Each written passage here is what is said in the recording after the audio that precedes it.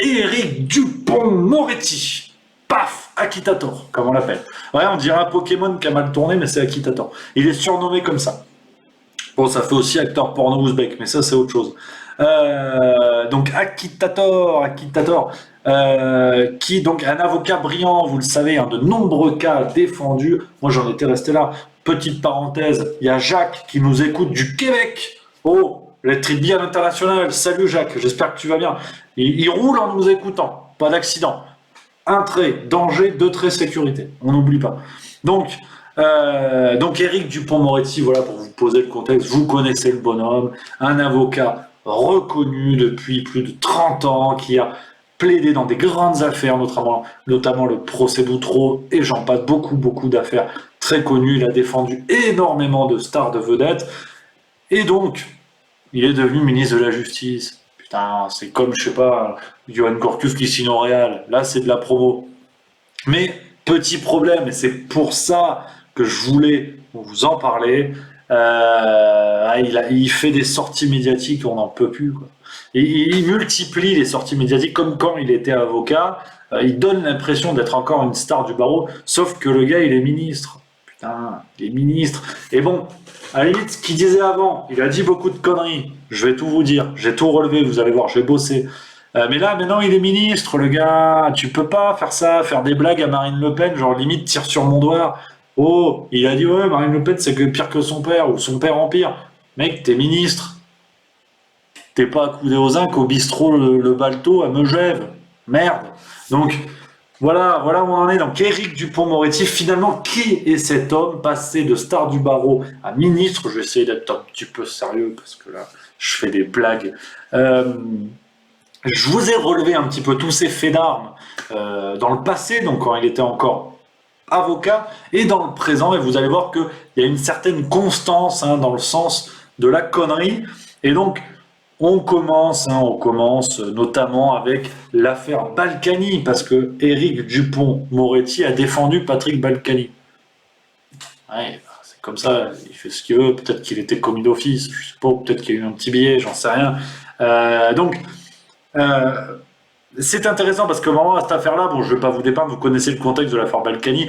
À ce moment-là, c'est plus du détournement, c'est du 360 degrés. Ça s'appelle un drift sur le code légal à ce niveau-là. C'est même plus du détournement. Donc Balkany, et au sujet de cette affaire, Balkany qui a été condamné forcément, Éric Dupond-Moretti à l'époque, quand il était encore avocat, n'a pas hésité à stigmatiser la lâcheté des juges. Je cite, pour obtenir une Légion d'honneur, un mérite, un poste. Dixit, le mec qui est devenu ministre quelques mois plus tard. Et il parle également d'une justice rendue au pied du mur de l'exemple par des magistrats transformés en justiciers, au nom d'une nouvelle morale qui a tout du règlement de compte sociétal. Donc une attaque très très dure contre les juges. Bon là, on entend un petit peu moins, peut-être le signe qu'il a compris. Donc c'était l'affaire Balkany, c'était bien cette affaire de critiquer l'idée de ces juges qui veulent obtenir un poste. Bon, maintenant ça fait un petit peu déconner.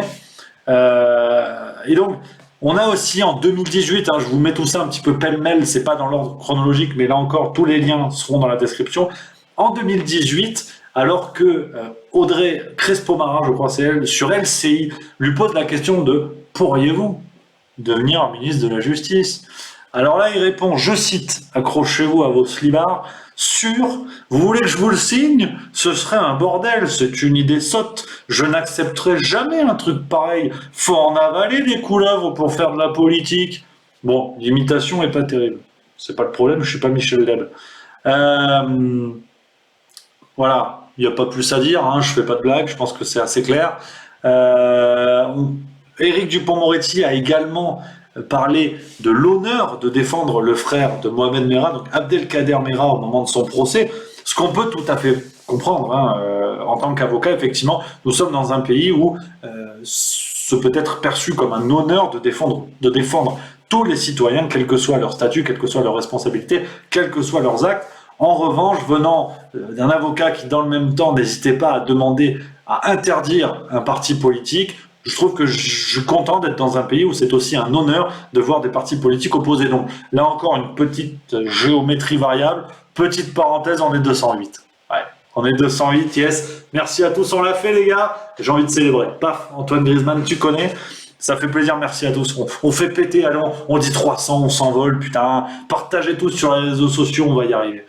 Ensemble, tout est possible, comme disait Giroud. Donc, on revient à notre ami Éric Dupond-Moretti. Et là, assez fait d'armes dans le présent. Donc, depuis qu'il est ministre. Et là, tu te dis, bon, il est ministre, il va se détendre. Non. Non, il a continué. Il a continué. Par exemple, concernant l'ensauvagement. Ouais. Alors, pour revenir là-dessus, je fais un petit pont, paf. Il a dit je m'adresse à l'intelligence des citoyens. C'est-à-dire que tous ceux qui constatent l'ensauvagement et pensent que c'est une vérité sociale sont des cons. Ils ont à peu près le QI d'un coin de table. Donc, c'est la deuxième lecture qu'offre cette phrase. Éric Dupond-Moretti s'est embrouillé aussi sur Twitter avec Marine Le Pen. Tu te dis, ils vont faire un octogone à ce rythme-là. Mais le mec est ministre. Il a dit, ouais, Marine Le Pen, c'est son père en pire. Ah, il était à deux doigts de faire brr, brr, mais il n'a pas fait, parce que quand même, il y a une certaine tenue. Mais rappelons, comme je vous le disais, qu'en 2015, il avait souhaité l'abolition du FN. Donc, ce qu'on appelle un républicain qui souhaite l'abolition des partis politiques. Bon, apparemment, c'est possible. Et ce qui est intéressant, ce que pose cette question, c'est véritablement l'indépendance de la justice, parce que on voit bien très clairement, et pour arriver à la conclusion de cette deuxième partie, on voit bien que Éric Dupond-Moretti n'a pas tiré de trait, en tout cas dans ses idées, dans ses pensées, entre sa vie d'avocat et sa vie de ministre. On voit très clairement qu'il y a une continuité dans ce goût pour les bons mots, dans ce goût pour les sorties médiatiques et sur les réseaux sociaux. Bon, des réseaux sociaux qu'il condamne, qu'il dit être une poubelle à ciel ouvert pour frustrés, haineux, toujours anonymes. Parce qu'il est contre l'anonymat, au fait. Ouais, moi, je m'appelle Lettre B, c'est-à-dire que je suis dans le viseur. Parce que t'imagines bien, je m'appelle pas Lettre B dans la vraie vie, ça n'a aucun sens. Donc voilà, si vous voulez, la posture de Éric Dupond-Moretti qui très clairement aujourd'hui pose problème, cette continuité entre ses idées d'avant lorsqu'il était avocat et ses idées actuelles. Et on peut faire un pont, tu vois. Alors là, j'ai fait une petite transition qui est sympa comme tout. Éric Dupond-Moretti déclarait au sujet du déboulonnement des statuts que ceux qui balayent le passé et qui veulent l'effacer sont des gens qui se comportent comme des totalitaires. Jusque-là, on est d'accord. Mais quid de ceux qui balayent le présent?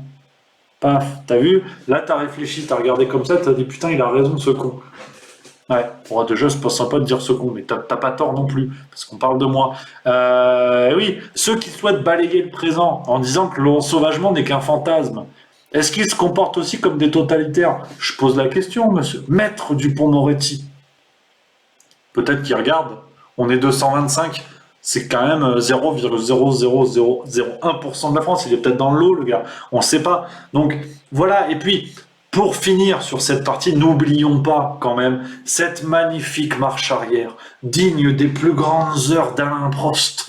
Alors, je vous lis. Ça, c'est un extrait que j'ai trouvé. Vous allez voir. Il est très, très clair. Ce sera en source. C'est un extrait, si je vous dis pas de bêtises, d'un article que j'ai trouvé sur Contrepoint. Contrepoint, voilà, je cite mes sources, transparence totale.